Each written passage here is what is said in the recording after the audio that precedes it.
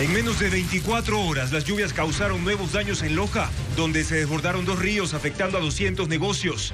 Y en el cantón Chaguarpamba, un aluvión dejó a 260 familias sin electricidad ni agua. Se abrieron las 3 compuertas de la represa Daule Peripa para descargar de forma controlada el exceso de agua que hay en el embalse por las lluvias. Según Selec, no hay riesgo de inundaciones en los 11 cantones de Guayas y Manabí. La concesión del campo Sacha al consorcio chino-canadiense Sinopetrol se cayó porque, según la ministra Inés Manzano, la empresa no entregó la prima de $1.500 millones en el plazo fijado por el presidente Daniel Noboa. El presidente Noboa anunció que llegó a una alianza estratégica con el fundador del ejército privado Blackwater para luchar contra el narcotráfico y la pesca ilegal, pero no dio detalles. La Corte Constitucional dijo no a la propuesta del presidente Noboa para reformar la Constitución, para que los jueces ordenen prisión preventiva obligatoria en casos de terrorismo y crimen organizado.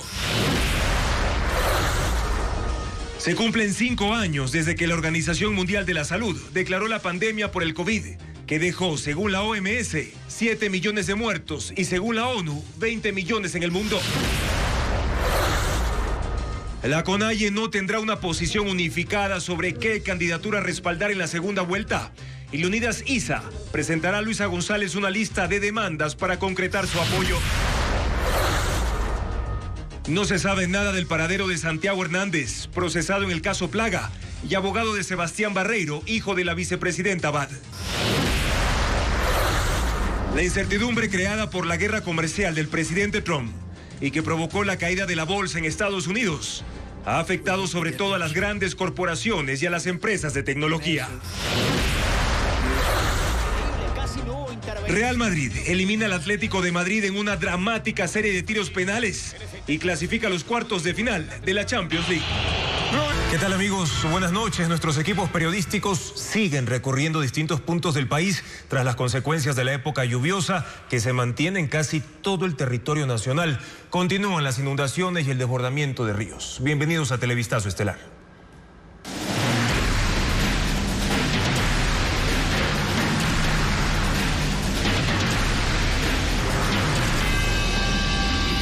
Lluvias. Los estragos aumentan.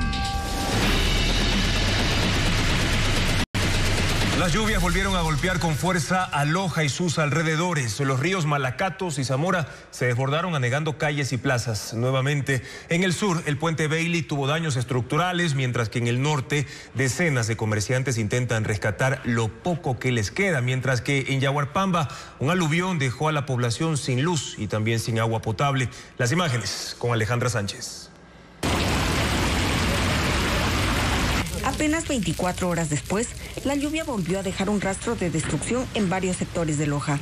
A las 7 de la noche, los ríos Malacatos y Zamora se desbordaron, inundando calles y plazas del centro. Al sur, el puente Bailey, que conecta con 4 parroquias surorientales, sufrió daños en sus bases y empezó a desprenderse. La laguna del sector se desbordó, esparciendo sedimentos y ramas por la zona. Al norte de la ciudad, la situación no es distinta.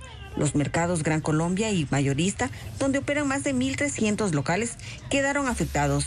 Al menos 200 negocios terminaron bajo el agua y el lodo. El río se desbordó y era la desesperación, la angustia de la gente de querer salvar su producto en algo, pero lastimosamente no hubo tiempo. Los comerciantes intentan salvar lo que pueden. Unos limpian con palas y baldes, otros colocan sacos de arena en los accesos o levantan pequeños muros improvisados para evitar que el agua vuelva a arrasar con todo. 20 bomberos trabajan en la remoción de escombros, despejando las vías de ingreso a los mercados. Improvisamos una barrerita porque el día de ayer también ya tuvimos el mismo inconveniente.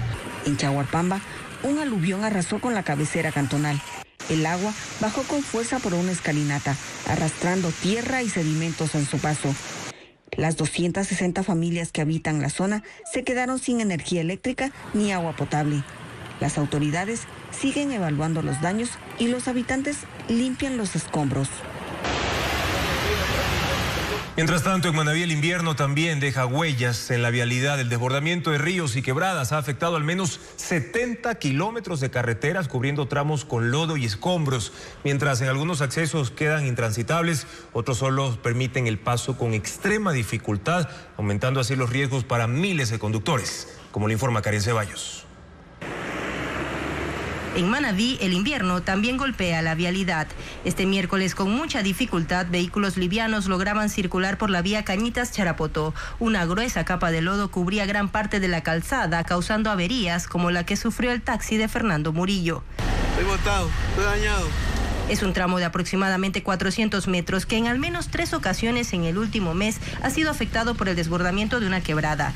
El sedimento inunda la vía, generando un riesgo para los más de 5.000 conductores que a diario transitan por este punto, parte de la ruta E15. La falta de mantenimiento y por los muchos huecos que hay aquí en este tramo. Y ya lloviendo en la noche, vuelta se interrumpe esta vía. Según el Ministerio de Transporte y Obras Públicas, se requieren $10 millones para el encauzamiento de la quebrada, un proyecto que ya cuenta con estudios, pero cuyo financiamiento aún no está confirmado.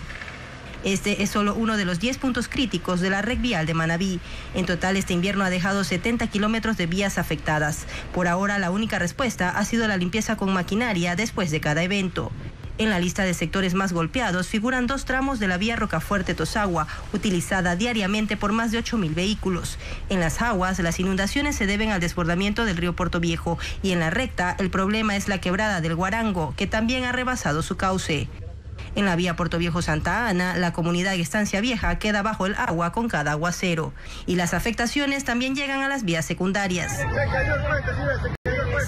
Un ejemplo es la carretera que conecta los balnearios de San Jacinto y San Clemente del Cantón Sucre. La estructura de hormigón de la alcantarilla tipo cajón colapsó por la crecida de un estero que desemboca en el mar, dejando la vía cortada. Por ahora, la Junta Parroquial de Charapotó tiene un plan provisional que espera ejecutar este mes. A escala nacional sigue vigente la declaratoria de emergencia vial por el invierno, que incluye a Manabí. Por ahora solo se han asignado $140.000 para contratar maquinaria y atender deslaves, hundimientos de calzada y la remoción de sedimentos. ¿Y cuál es el panorama en Imbabura? Ahí, un día después del derrumbe de una montaña en Pimampiro, la presión del agua acumulada rompió la barrera de escombros que bloqueaba el río Blanco, liberando así un caudal de más de 1 millón de metros cúbicos. Aunque el desfogue no causó desbordamientos en zonas pobladas, la tragedia sigue latente. 3 personas continúan desaparecidas y las tareas de búsqueda aún no pueden iniciar. Un día después del derrumbe de una montaña en la parroquia San Francisco de Sixipamba, en el cantón Pimampiro, la presión del agua acumulada del río Blanco terminó por romper la barrera de escombros que la mantenía represada. Más de 1 millón de metros cúbicos de agua fueron liberados de golpe, arrasando tierra y sedimentos en su descenso. El cauce, que hasta esta mañana lucía seco, se llenó de inmediato con agua turbia, avanzando con fuerza hacia las zonas pobladas. El municipio de Pimampiro había activado la alerta la noche del martes, cuando el nivel del embalse alcanzó su límite, y por seguridad pidió la evacuación de las familias que habitan en las riberas del río. Bueno, Pimampiro es una zona de alto riesgo en el tema de varias fallas geológicas. La fuerza de la corriente represada se evidenció en el puente del sector El Guarango, al sur, que pese a ser una de las estructuras más vulnerables, resistió el embate del agua. El COE cantonal señaló que la torrencial corriente, que recorre 55 kilómetros hasta desembocar en el río Chota, no se desbordó ni causó afectaciones a viviendas. Pero aún con la evacuación del agua, la tragedia no llega a su fin. Aún permanecen desaparecidos los cuerpos de las 3 personas que fueron arrastradas por el derrumbe de la montaña la mañana del martes. Vamos a esperar el informe técnico de las personas que están realizando el sobrevuelo, para de esa manera, una vez que tengamos el informe técnico, nos digan a nosotros si es seguro o no, o si es estable el ingreso a la zona de personal especializado para realizar la búsqueda.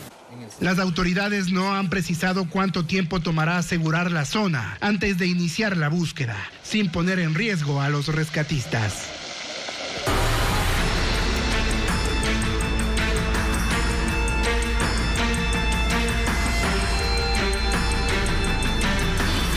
Sacha, se cayó el acuerdo. El consorcio chino-canadiense Sinopetrol no entregó la prima de $1.500 millones en el plazo fijado por el presidente Daniel Noboa para poder adjudicar el campo Sacha. Así lo confirmó esta mañana la ministra Inés Manzano en Contacto Directo. Adriana Bremeo explica que ahora el gobierno va a buscar otras opciones mientras potencia al estatal Petroecuador.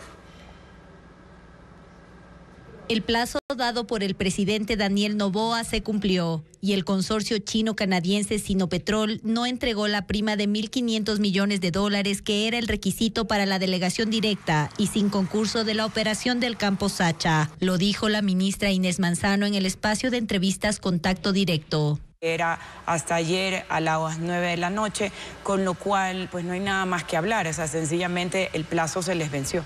El Comité de Licitación Hidrocarburífera recomendó la adjudicación del campo Sacha al consorcio conformado por las filiales de la china Sinopec, Amodaimi Oil y Petrolia de la canadiense New Stratus Energy el pasado 28 de febrero y dio un plazo de hasta 30 días para que se entregue la prima de entrada. La ministra Manzano puntualizó que las mesas de negociación concluyeron en diciembre y que hubo el tiempo suficiente para entregar los $1.500 millones del acuerdo inicial. Esto era una oportunidad en la cual ellos no lo aprovecharon y no entendieron el consorcio, no entendieron que había esta potestad por parte del presidente que la ejerció muy bien y que decía hasta 30 días y él en el comunicado les dio hasta el 11 de marzo. Ahora el Ministerio de Energía revisará otras opciones para adjudicar el campo Sacha. Mientras tanto, dijo la ministra, se invertirá más en Petroecuador. Aquí no se para nada. Aquí lo que estamos haciendo es tratando de hacer con nuestros recursos, los recursos de los ecuatorianos, ser transparentes y ser eficientes. El campo Sacha es el más productivo del país. Sus reservas probadas suman 367 millones de barriles de crudo de alta calidad y aporta con el 16% de la producción petrolera del país. Por eso ha sido llamado la joya de la corona. Y después de quedar en cero esta negociación con Sinopetrol, el gobierno sostendrá las inversiones en esa zona petrolera mientras mantiene conversaciones con otras empresas interesadas en su administración. Francisco Garcés amplía esta información. Petroecuador seguirá administrando el campo Sacha y las inversiones para sostener su producción crecerán. Esa es la primera decisión que tomó el gobierno después de que fracasó el acuerdo con Sinopetrol para entregarle el campo por los próximos 20 años. La administración de Petroecuador en el campo no será permanente. El gobierno invitará nuevamente a empresas que muestren su interés en hacerse cargo.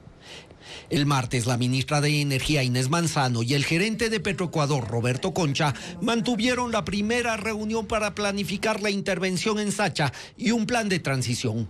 El primer compromiso es aumentar las inversiones para producción, que actualmente están en $65 millones por año, según informó el viceministro de Hidrocarburos, Guillermo Ferreira. No se ha fijado el monto en que estas inversiones crecerán ni el objetivo que se quiere alcanzar, tomando en cuenta que con la inversión actual la producción se mantiene en 75,000 barriles diarios. En esta nueva etapa el gobierno deberá decidir qué figura usará para delegar la administración del campo. Si se inclina por invitar a empresas públicas extranjeras, la negociación será más corta y permitirá la entrega directa de Sacha. Si la decisión es abrir una licitación para empresas privadas extranjeras, los procesos pueden alargarse. Según informó la ministra de Energía Inés Manzano, además del consorcio Sinopetrol, mostraron su interés empresas de Arabia Saudita, Kuwait y Emiratos Árabes, además de la colombiana Ecopetrol, aunque no dio más detalles sobre el avance de las negociaciones. Sin importar la definición, en el gobierno saben que cualquier negociación quedará para después de las elecciones presidenciales de abril y durará al menos 3 meses. Europa y Canadá responderán a la guerra comercial iniciada por el presidente de Estados Unidos, Donald Trump, imponiendo aranceles a las importaciones estadounidenses. Sin embargo, Trump insiste en el cobro de tasas, incluso dice que podrían multiplicarse. La guerra comercial emprendida por Estados Unidos contra sus principales socios no se detiene y las respuestas tampoco. Este miércoles, el presidente Donald Trump impuso un arancel del 25% a todas las importaciones de acero y aluminio de los países de la Unión Europea. Ellos le devolvieron el golpe con impuestos por $28,000 millones a productos estadounidenses, entre ellos acero, aluminio, motos y whisky, que entrarán en vigencia en abril. Pero no fueron los únicos en responderle a Trump.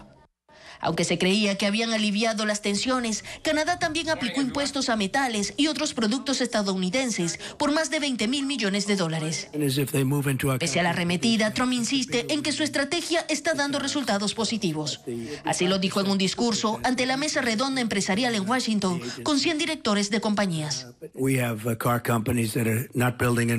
Tenemos empresas automovilísticas que ya no fabrican en México, ahora fabrican en Estados Unidos. En algunos casos, la fabricación ya había comenzado y la pararon para llevarla a nuestro país, dijo. Según la agencia de noticias Reuters, después, en una reunión cerrada, lejos de las cámaras, el republicano prometió reducir los impuestos al 15% para las empresas que fabriquen productos en Estados Unidos. Sin embargo, en el sector económico estadounidense hay preocupación por las consecuencias de la guerra arancelaria, que podrían llevar al país a una recesión. Y sí, precisamente las políticas económicas del presidente Trump que provocaron la caída de la bolsa de valores en Estados Unidos afectan también a los grupos empresariales más grandes del país norteamericano, sobre todo a las corporaciones de tecnología, como lo explica Diana Bermeo. Donald Trump tiene nerviosos a los grupos empresariales más poderosos de Estados Unidos, a quienes perjudica con sus políticas económicas. El hecho más visible es la caída este lunes de las bolsas de valores. Sus 3 principales índices registran pérdidas. S&P, que concentra las 500 empresas más grandes de ese país, cayó en 2.69%. Dow Jones, que muestra la fluctuación del valor de las acciones de las 30 industrias más poderosas, perdió 2.08%. Y Nasdaq, que incluye alrededor de 4.000 empresas de tecnología, se hundió 4%. Es el grupo más afectado y las compañías más grandes que figuran en la lista son Apple con pérdidas del 5%, Microsoft 2%, Alphabet 4% y Meta 4%. Solo el lunes ese grupo perdió $750,000 millones, la cifra más alta desde el 2022.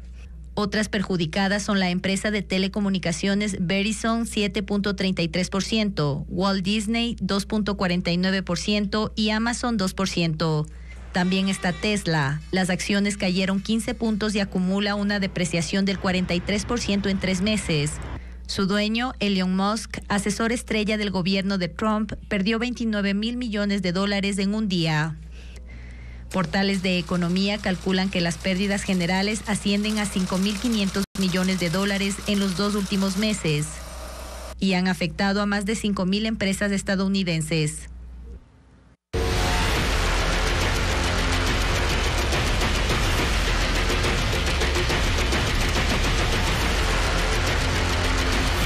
Daule Peripa, represa al límite. Las compuertas de la represa Daule Peripa se abrieron. Las lluvias llenan rápidamente el embalse y por eso desde ayer se descarga agua de forma controlada. Sin embargo, SELEC asegura que esto no derivará en inundaciones en los cantones en donde precisamente están en las riberas del río Daule, como lo informa Luis Alfredo Zúñiga. Así amanecieron este miércoles las 3 compuertas de la represa Daule Peripa, ubicada al norte del río Daule entre Guayas y Manabí. Esto preocupa a varias provincias de la costa, porque una de las funciones de esta represa, capaz de almacenar 6.000 millones de metros cúbicos de agua, es precisamente contener el fuerte caudal e impedir que baje sin control por el río Daule, inundando a los cantones ubicados en las riberas. Pero en las condiciones actuales, el embalse está cerca del límite. Este miércoles la cota alcanzó 80 metros sobre el nivel del mar y el máximo es 85. Debido a las lluvias, los últimos 12 días el caudal llegó a 1.100 metros cúbicos por segundo, cuando lo normal en marzo es 700. Por eso SELEC decidió abrir las compuertas 75 centímetros y liberar agua de manera controlada, y empezaron desde el martes. En este momento nosotros podemos hacer descargas controladas para evitar que si tenemos una creciente mayor, de acuerdo a las predicciones, se pueda liberar caudales superiores. A las 2:30 de la tarde, las 3 compuertas de la represa Daule Peripa seguían abiertas descargando agua. El gerente de SELEC aseguró que, dependiendo de si llueve en esta zona y qué nivel alcance el río Daule, el agua seguirá corriendo. El gerente de SELEC aseguró a Televistazo que no habrá inundaciones. Y pese a lo dicho por SELEC, 11 cantones de Guayas y Manabí están en alerta de riesgo de inundaciones por las descargas de agua del embalse, según varios alcaldes de la prefectura del Guayas. Diego Cuenca describe cuáles son las localidades con mayor incidencia a soportar acumulación de agua agravada por las fuertes lluvias previstas para los próximos días en esa zona. Las descargas del embalse Daule Peripa alertaron a los alcaldes de 10 cantones de Guayas y 1 de Manabí, quienes temen que sus localidades se inunden si a esto se suman fuertes lluvias. El embalse está en el límite de ambas provincias.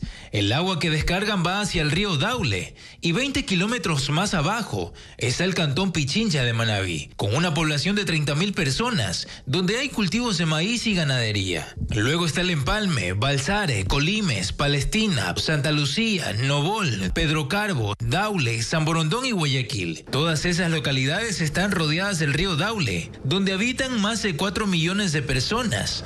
Y hay un aproximado de 95.000 hectáreas de cultivos de arroz vulnerables a inundaciones. Esa alerta la generó la prefectura del Guayas en un comunicado donde aseguró que desplegaron personal para monitorear una posible emergencia.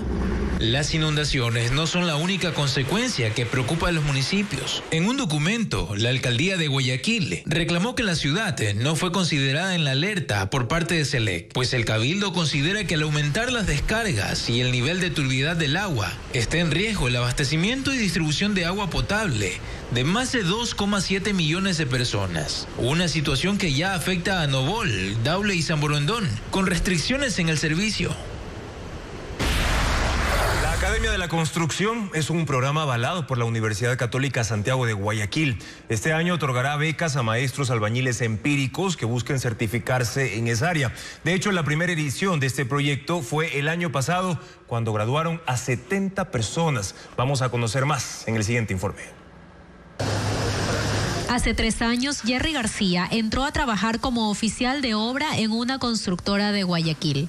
Entre sus funciones estaban mover bultos con material de construcción y limpieza de áreas. Ahora es topógrafo y está encargado de fijar la ubicación y nivelación del inmueble que se está construyendo. Puedes aprender de electricidad, puedes aprender de estructuras metálicas, de cubierta, de la tecnología del concreto, puedes ayudar en el revenimiento, en el control de calidad del hormigonado. Él logró este paso del oficio de albañil a un cargo más técnico luego de culminar 8 niveles de estudio del programa Academia de la Construcción, un diplomado que otorga la certificación en técnicas y procesos de construcción que cuenta con el aval de la Universidad Católica de Santiago de Guayaquil en alianza con la empresa privada. Este año se abrirá una segunda convocatoria para este programa, con becas del 25%, 50% y 100%, dirigido a albañiles y ayudantes con experiencia empírica en construcción que busquen profesionalizarse en este sector. El programa de estudios dura 6 meses. Las clases son en modalidad presencial y virtual los días viernes y sábados. En la primera edición, en 2024, se graduaron 70 personas, entre estudiantes, profesionales y trabajadores empíricos. Raquel Espinosa también fue becaria de la primera edición y comenzó como ayudante de obra en la misma constructora, Etinar. Actualmente es coordinadora de ingeniería. Ella considera que su paso por la Academia de Construcción permitió su ascenso. Esto me ha ayudado para ampliar conocimientos, para poder tener una mejor metodología de coordinación, para tener problemas que se pueden presentar en el futuro, irlos detectando a tiempo. Los interesados en acceder a una beca no requieren tener título universitario y deben enviar su hoja de vida, fotos o videos de los trabajos en obra que hayan realizado al correo electrónico arquitectura.grado@cu.ucsg.edu.es hasta el 14 de marzo, fecha en la que iniciarán las clases.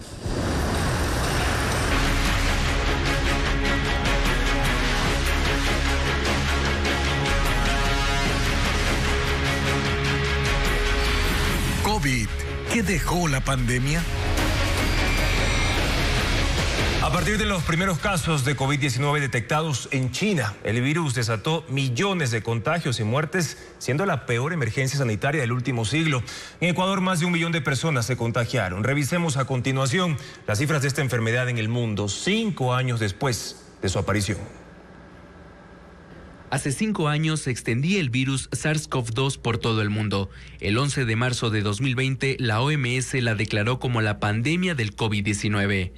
Los primeros 27 casos fueron en Wuhan, en China. Desde entonces, los contagiados no pararon.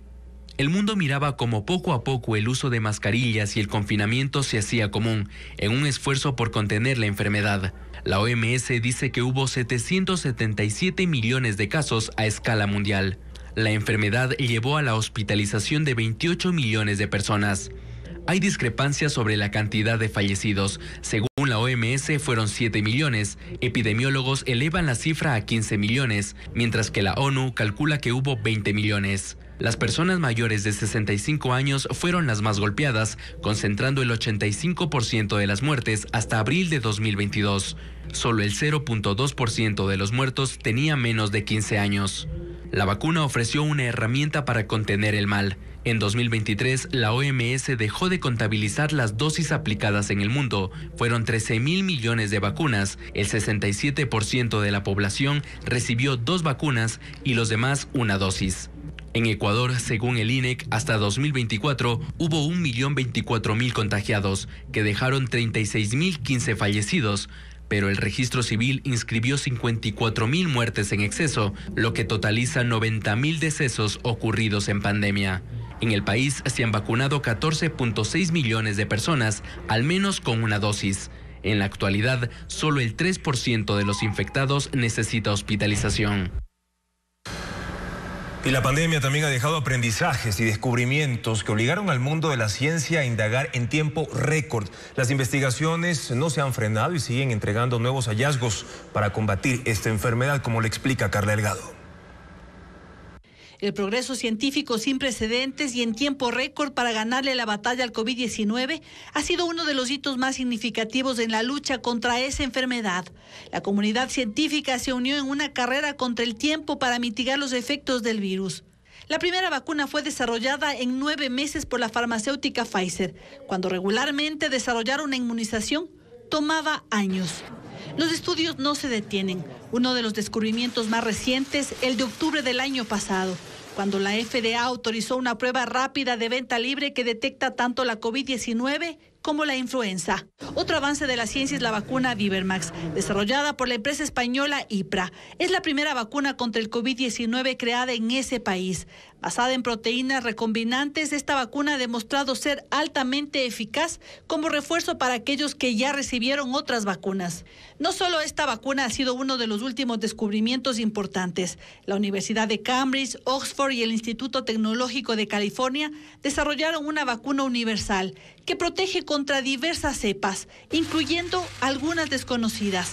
Esta vacuna podría revolucionar la manera en que respondemos a futuras pandemias. El estudio fue publicado en la revista Cell Reports Medicine. Los avances de la ciencia tienen que ver además con el entendimiento de la fisiología del virus, como explica el epidemiólogo David Larreategui. Por ejemplo, pudimos entender cómo el COVID generó alteraciones cerebrales, ha generado alteraciones secundarias al cerebro, se afecta a tejidos nasales, tejidos gustativos. Con esto podemos entender ya cómo desarrollar, se están ya haciendo experimentos de cómo desarrollar tratamientos para controlar los efectos inflamatorios que van dejando los virus en los pacientes. Los estudios en torno al virus no se detienen. Moderna ya anunció para este año la vacuna combinada, que puede proteger contra la COVID-19 y la gripe. Estaría disponible a mediados de 2025. 65 migrantes procedentes de Asia y África están varados en Panamá luego de ser deportados por Estados Unidos. No tienen dinero, no hablan español e incluso dicen que corren peligro de morir si vuelven a sus países de origen. El gobierno panameño los liberó de un refugio, pero sin tener a dónde ir, por eso fueron recibidos en una casa religiosa. Con sus pertenencias en una mochila, un grupo de inmigrantes procedentes de África y Asia fueron trasladados a las instalaciones de Fe y Alegría, un grupo religioso que los recibió luego de quedar varados en Panamá. Son ciudadanos de países como China, Afganistán, Irán, Sri Lanka, Somalia, Camerún y Nepal, que fueron deportados por Estados Unidos y trasladados al territorio panameño, donde el gobierno debía encargarse del regreso a sus países de origen. Primero estuvieron 3 semanas encerrados en un hotel. Luego los enviaron a un refugio en la región del Darién por negarse a volver a sus naciones, donde dicen que corren riesgo de morir por su religión, tendencia política u orientación sexual. Se comunican solo usando traductores digitales porque no hablan español. No tienen dinero y tampoco un lugar al cual regresar.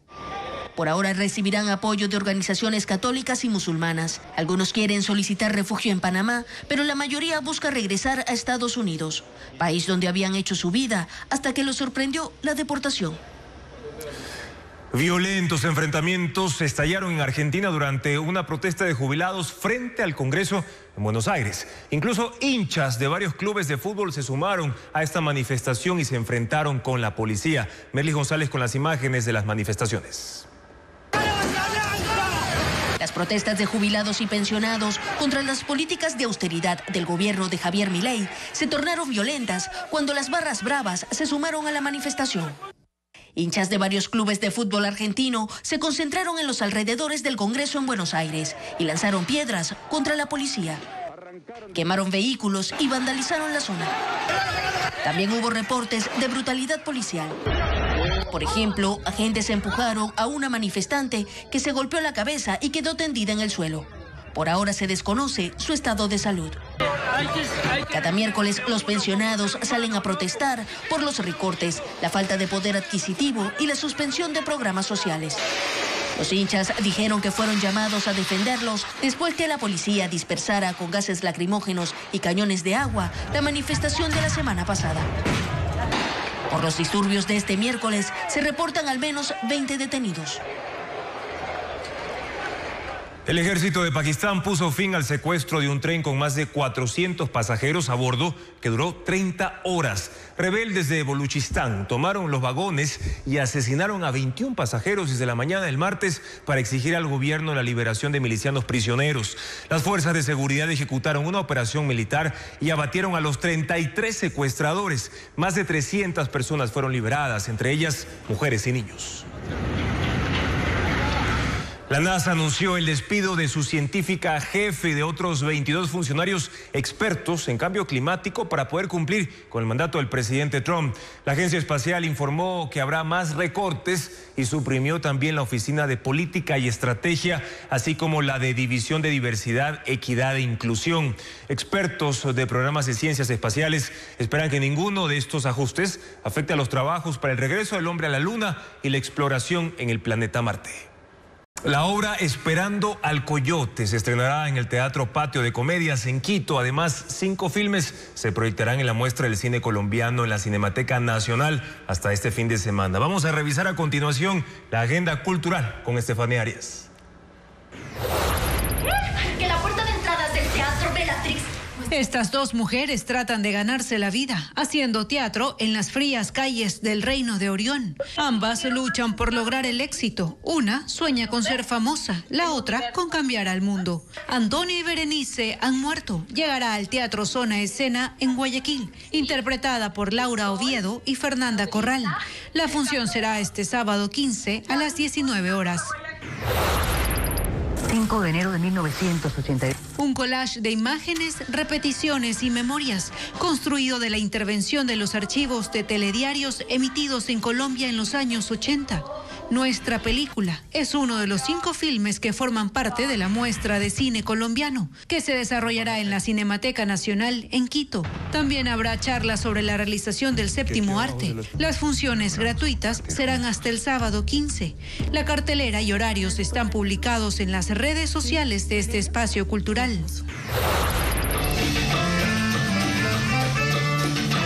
Una historia que aborda temáticas contemporáneas, fusionando el drama y la comedia. Una obra de la farándula criolla llamada Esperando al Coyote. Estará en el Teatro Patio de Comedias en Quito. Mis recitaciones se hicieron famosas. Dirigida por Juan Andrade Polo.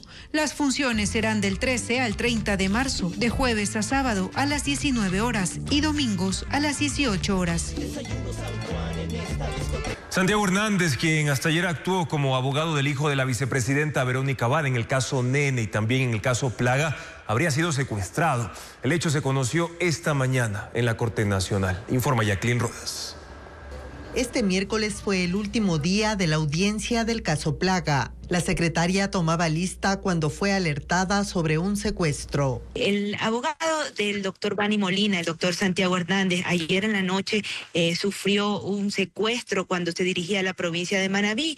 Nos hemos enterado las personas allegadas.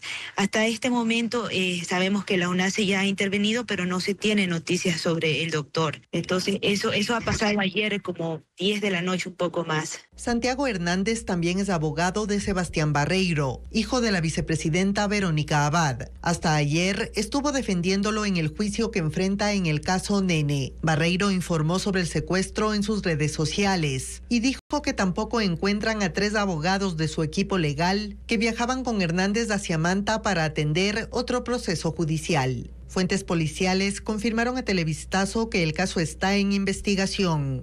El juez Edison Cantos, al conocer el hecho, preguntó por los demás abogados del procesado Bani Molina. Ninguno llegó a la Corte Nacional ni se conectó por Zoom. Le asignó un defensor público y cerró la audiencia. Su resolución sobre el llamado a juicio o sobreseimiento de los 14 procesados del caso Plaga se conocerá el próximo miércoles. El gobierno italiano propone fortalecer la cooperación con Ecuador en la lucha contra la inseguridad. El embajador de ese país en Ecuador ofreció asistencia a la Asamblea Nacional para modernizar las leyes contra la inseguridad. El gobierno de Italia ofrece su experiencia en la guerra contra las mafias para que el Ecuador pueda fortalecer la lucha contra el crimen organizado.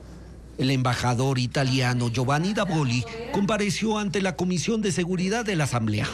En sesión reservada dijo que según los datos de su país, el 72% de la cocaína que circula en el mundo sale del Ecuador. Después, la presidenta de la comisión, Inés Alarcón, de ADN, dijo que se conversa con Italia para su participación más activa en la seguridad interna, aprovechando la intención del gobierno de pedir el concurso de fuerzas extranjeras para que actúen en el país. Italia ya coopera con el Ecuador en seguridad. En septiembre pasado firmó un memorando para compartir información para operaciones conjuntas y permitir la participación de agentes de las unidades italianas contra la mafia, el narcotráfico y el lavado de activos en la preparación de sus pares en el Ecuador. Permite también la capacitación y asesoría a jueces, fiscales y funcionarios del sistema de justicia y rehabilitación social. Porque todos saben más o menos que Italia fue el primer país a ser afectado por el tema de una mafia muy violenta y muy peligrosa. Y por lo tanto tuvimos que sacar todo con nuestras fuerzas, esta experiencia, donde claramente las autoridades ecuatorianas lo crean, está a disposición del Estado ecuatoriano. El embajador italiano dijo que su país está abierto a ampliar la cooperación con el Ecuador. Tenemos mucho que ofrecer en términos de experiencia, de experticia específica que nuestros funcionarios, que nuestros operadores de justicia, nuestros operadores policiales tienen en el enfrentamiento contra el crimen organizado transnacional, y lo ponemos a disposición del Ecuador. En la asamblea, el embajador italiano y Paolo Di Ciuba, responsable operativo del programa de cooperación, ofrecieron asesoría técnica para modernizar las leyes contra el lavado de activos y la delincuencia transnacional.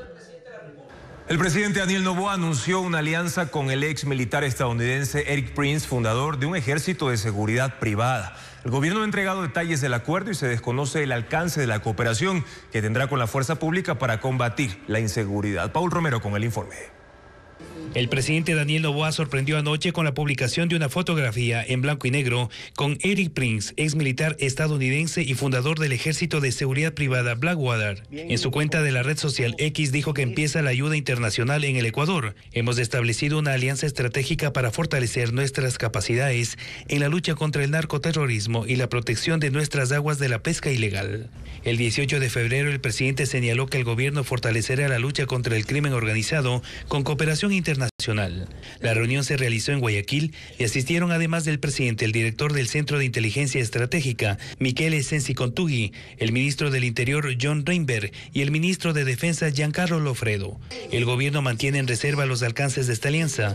Se desconoce el mecanismo que utilizarán los sistemas de inteligencia militar y policial para intercambiar información y si esto incluye operaciones con unidades tácticas. No se sabe lo que hará en el país, en qué condiciones, cuánto tiempo permanecerá y el monto que cobrará por la asistencia internacional. Este miércoles, el presidente Noboa, durante la ceremonia por los 87 años de profesionalización y 179 de institucionalización de la policía, de manera general, sin especificar la alianza con Prince, ofreció respaldo internacional a los uniformados para que sigan enfrentando al crimen organizado. Estrecharemos el trabajo con la comunidad internacional y derrotaremos juntos a aquellos que quieren arrebatarnos nuestro futuro. La respuesta del nuevo Ecuador al crimen es y será contundente. No vamos a ceder ni a negociar con los terroristas ni con sus aliados políticos. Al contrario, los vamos a perseguir y los vamos a derrotar. Según el presidente, Ecuador soporta el conflicto armado más violento de su historia. Y Eric Prince es conocido por su participación en operaciones militares con su empresa Blackwater. El historial de la empresa está marcado por su capacidad de resolución de conflictos con tecnología avanzada, pero también por denuncias de violaciones a los derechos humanos. Conozcamos más de este empresario ex militar de los Estados Unidos y su ejército privado. Daniel Noboa se reunió con Eric Prince, fundador de Blackwater, en 1997. Esta es una empresa de seguridad privada que se convirtió en una de las más poderosas del mundo. La historia de Blackwater se divide en dos. Fue el ejército privado de más rápido crecimiento del planeta y se enfocó en la capacitación de fuerzas del orden y la seguridad privada, como proteger a los principales funcionarios estadounidenses en zonas de conflicto. La empresa estuvo implicada en graves denuncias de violaciones de derechos humanos durante la invasión estadounidense en Irak, cuando mercenarios mataron a 17 civiles en Bagdad en 2007. Blackwater, calificada por actuar con total impunidad, cambió de nombre. Desde 2010 es Academy. Un consorcio de inversionistas compró la empresa y puso fin formalmente al rol operativo y administrativo de Eric Prince. Prince ahora se dedica a dar asesorías en temas de seguridad, en resolución de disputas, operaciones de rescate terrestres, marítimas y aéreas. Participó en las elecciones presidenciales de Venezuela. Fue uno de los impulsores de la plataforma Ya Casi Venezuela, que buscaba reunir $10 millones para la caída del régimen. Él figura en el sitio web del movimiento. Eric Prince se reunió en agosto de 2024 con el presidente de El Salvador, Nayib Bukele, y visitó el centro de confinamiento del terrorismo, la famosa cárcel de máxima seguridad del país centroamericano. Hasta ahora se desconoce cuál será su participación en el país. La dirigencia de la CONAIE junto a otras 74 organizaciones sociales reunidas en Quito decidieron acercarse a la candidata del correísmo, Luisa González, frente a la segunda vuelta electoral. Anunciaron que le presentarán sus demandas y esperan su respuesta. Patricio Díaz estuvo en esa reunión. La dirigencia de la CONAIE, liderada por Leonidas Issa, recurrió a 75 organizaciones sociales que respaldaron su candidatura para aprobar un apoyo al correísmo en la segunda vuelta. La reunión fue convocada a las 10 de la mañana en el Comité de Trabajadores de la Empresa Eléctrica Quito, pero empezó a las 11 con la llegada de Issa y del coordinador de Pachacuti, Guillermo Churuchumbi. Desde los primeros discursos hubo una coincidencia entre los convocados: rechazar al presidente Daniel Noboa y su candidatura. Ni un solo voto al gobierno neoliberal. Definido esto, el siguiente paso fue recoger las demandas para Luisa González.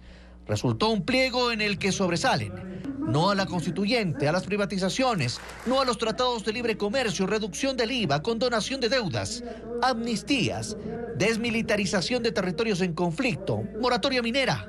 Y esperamos y exigimos su pronunciamiento público e inmediato.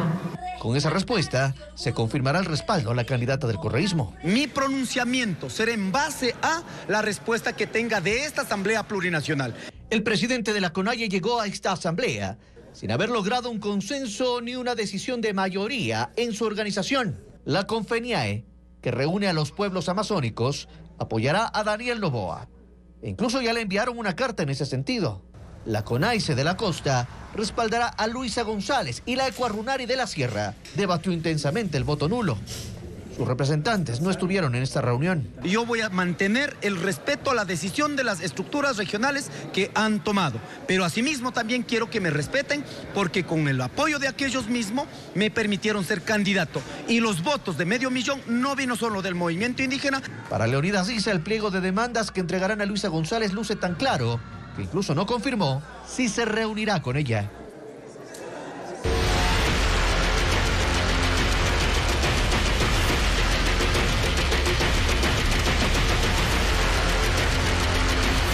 Daule Peripa, represa al límite.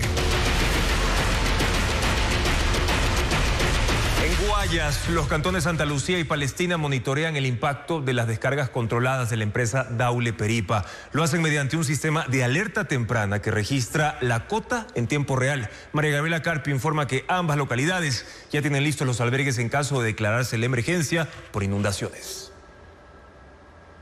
Santa Lucía es uno de los 11 cantones en alerta ante las descargas controladas de la represa Daule Peripa. Según el municipio, la apertura de sus compuertas implica posibles inundaciones en esta localidad debido a su ubicación en la cuenca baja del río Daule y su terreno bajo, donde viven 47.600 personas. La zona rural, que concentra 38.000 habitantes, es la más expuesta, con 126 recintos que podrían verse afectados, además de algunos sectores de la zona urbana, incluido el casco comercial. Generalmente los recintos que tenemos es Miraflores, tenemos Morochal, tenemos la cooperativa 3 de Abril, que son los que son más vulnerables con inundación, y todos los que están puestos por las riberas del río Daule.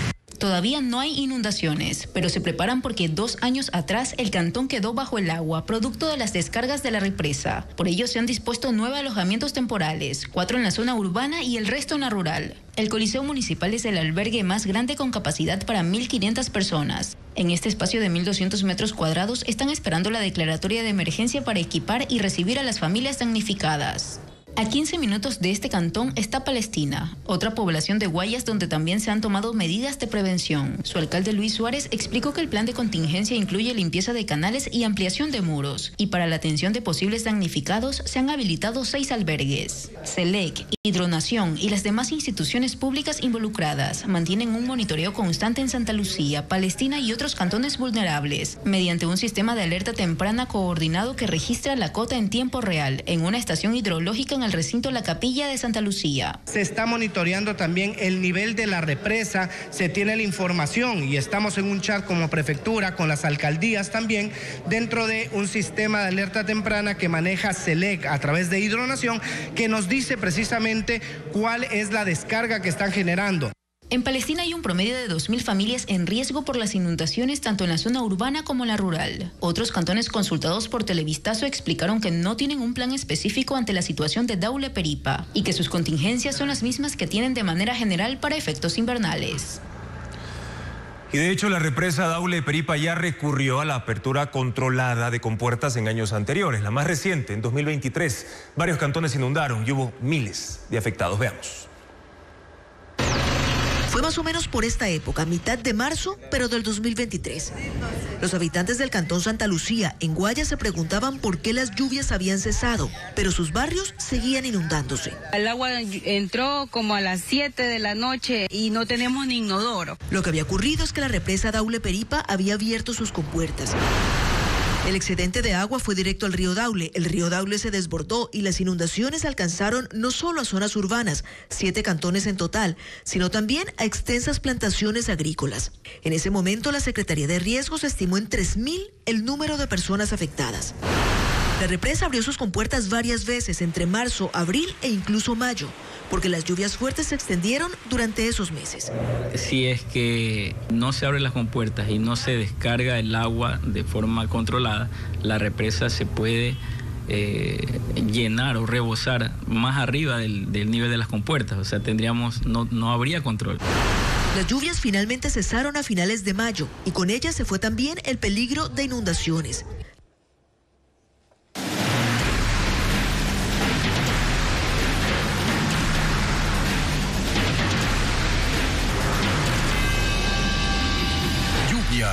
Los estragos aumentan. Babahoyo es el cantón con mayores pérdidas agrícolas en la provincia de Los Ríos. Más de 1.300 hectáreas han quedado bajo el agua, dejando así a cientos de agricultores sin cosechas y sin poder pagar sus deudas. Odette Camacho recorrió las zonas más afectadas. Las inundaciones han devastado la producción agrícola en Babahoyo, el cantón más afectado de la provincia de Los Ríos. Bajo grandes espejos de agua quedaron horas de trabajo y proyectos que buscaban mejorar la economía de cientos de familias. Los agricultores de los recintos El Consuelo, El Piñal, Puerta de Zinc, La Legua y Colorado viven con angustia. Han perdido aproximadamente 1.000 hectáreas de cultivos. En los arrozales, el agua alcanza hasta 4 metros de profundidad. El proyecto de riego y drenaje en El Consuelo, diseñado para proteger 200 hectáreas, resultó insuficiente ante el caudal del río Pimocha. Estamos sufriendo de hambre porque no tenemos dónde ganarnos un día de trabajo siquiera. El arroz es el cultivo más afectado.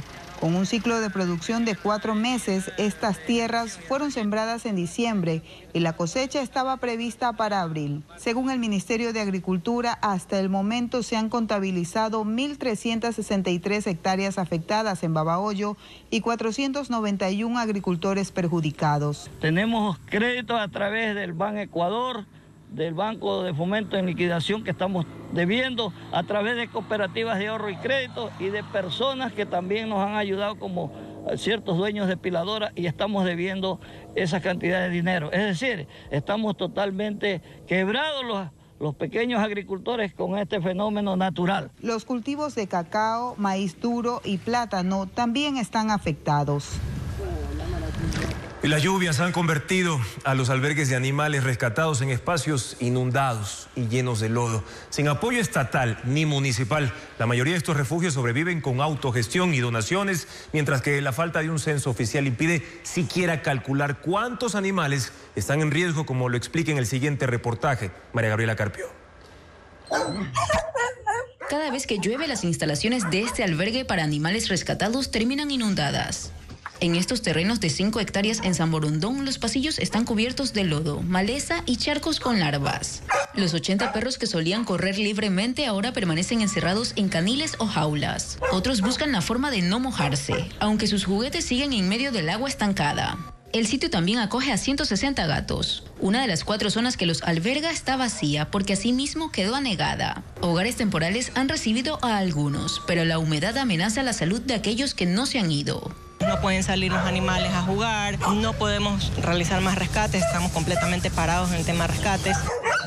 La situación desesperada por la que está pasando el refugio Alma Animal se replica en todas las zonas inundadas del país y más concretamente en las provincias declaradas en emergencia. Estos albergues en su mayoría no cuentan con ayuda estatal ni municipal, dependen exclusivamente de la autogestión y de donaciones de ciudadanos. Y a esto se suma otro problema. Según las organizaciones de rescate animal, ni siquiera hay un censo ni un registro oficial de cuántos albergues hay. Por ende, no se puede calcular la cantidad de animales en riesgo.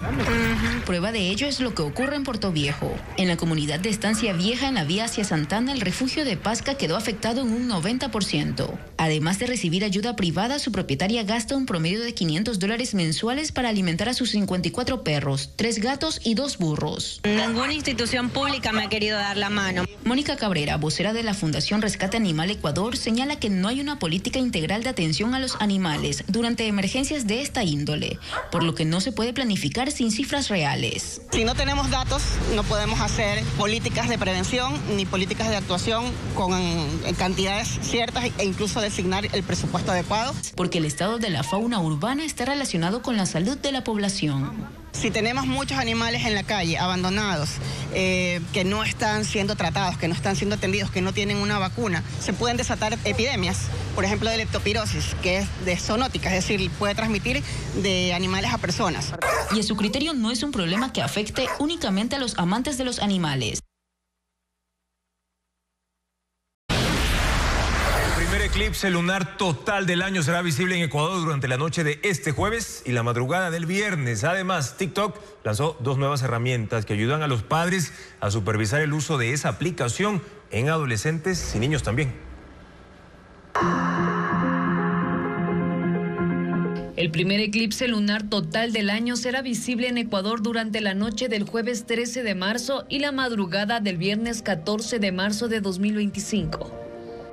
Este fenómeno ocurre cuando la Tierra se interpone entre el Sol y la Luna, proyectando su sombra sobre el satélite natural. Se puede observar a simple vista sin riesgos para la visión. Se recomienda utilizar binoculares o telescopios básicos para mejorar la experiencia. El Observatorio Astronómico de Quito transmitirá en vivo el desarrollo del fenómeno natural en su página de Facebook Live.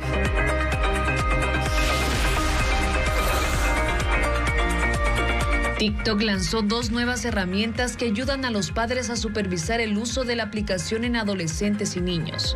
La primera se llama Momento de Desconexión Programado, que permite bloquear ciertos horarios para que los menores no puedan acceder a la red social. La otra función es Sincronización Familiar. Permite monitorear a las personas que siguen, quiénes son sus seguidores y los contactos bloqueados. Las nuevas gafas inteligentes Nuance Audio están diseñadas para ayudar a las personas con algún problema auditivo. Tienen micrófonos estratégicamente ubicados que detectan y amplifican el sonido proveniente de la dirección hacia donde mira el usuario. Su alcance es de aproximadamente 3 metros. Brindan una experiencia mejorada sin necesidad de audífonos tradicionales.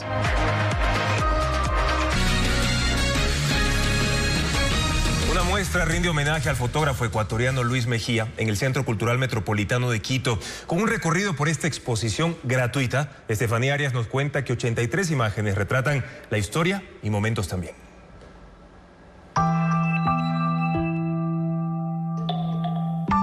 Un instante cotidiano o una parte de la historia son recuerdos capturados entre 1962 y 1992. Pasando revista se titula esta exposición, compuesta por 83 fotografías de Luis Mejía, que se inauguró en el Centro Cultural Metropolitano de Quito. Un nombre que el artista también usó para llamar a una de sus miles de imágenes que capturó durante 50 años de trayectoria. Se trata de una adulta mayor que pasa por delante de la banda municipal, que en medio del desorden es como si todos los músicos le hicieran una enfilada reverencia. Crea su propio realismo mágico en sus fotografías artísticas, tomando como referentes a los pobladores de la ciudad de Quito. Mi padre usualmente, el momento que estaba revelando, ya les titulaba a las fotografías. Mejía era conocido como el Ojo de Quito. En 2012 fue nombrado fotógrafo patrimonial por el Ministerio de Cultura y en 2024 ganó el Premio Nacional a la Mejor Trayectoria Profesional, otorgado por la Asociación de Fotógrafos Ecuatorianos. Sus fotos llegaron a portadas de revistas locales como Vistazo y fue el primero en colaborar con una agencia internacional de Estados Unidos, Associated Press. Fue el primer fotoperiodista en ir al Mundial de Fútbol de Argentina 78, que están retratados también en imágenes aquí en la muestra fotográfica. También la fotografía El Señor del Bastón, que hay 3 personajes icónicos de la ciudad. El empresario que va caminando por la calle, el cargador que lo mira asustado y la gente del pueblo llevando sus compras, vida cotidiana de la ciudad, ¿no? La exposición gratuita estará abierta hasta el 23 de marzo, de miércoles a domingo, de 9:30 de la mañana a 4:30 de la tarde. En las noticias del espectáculo, Ana María Palacio nos cuenta que Ariana Grande superó a Taylor Swift como la artista femenina con más oyentes mensuales en Spotify, con un total de 117 millones de usuarios. Además, Disney presentó el primer tráiler de la película Lilo y Stitch, que llegará a los cines en mayo próximo.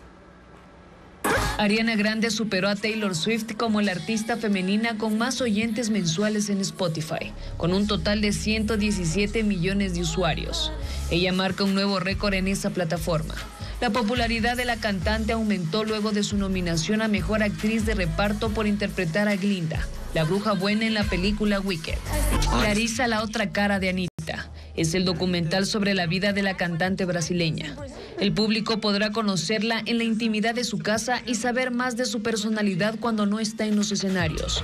En hora 40 minutos desfilan momentos memorables de su carrera, su participación en el Carnaval de Río de Janeiro y la emoción de haber ocupado el primer puesto en las listas mundiales de música con el tema Envolver.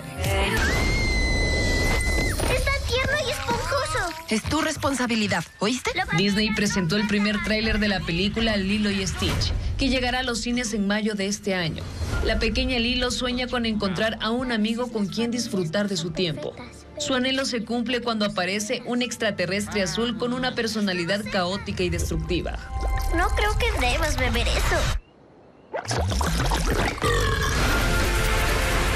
Gracias por habernos acompañado, amigos, en esta emisión informativa. Mañana, en contacto directo, estará Salim Saidán, docente universitario de Derecho Constitucional, para analizar a propósito del fallo de la Corte sobre la prisión preventiva, si hay que hacer cambios para frenar al crimen organizado.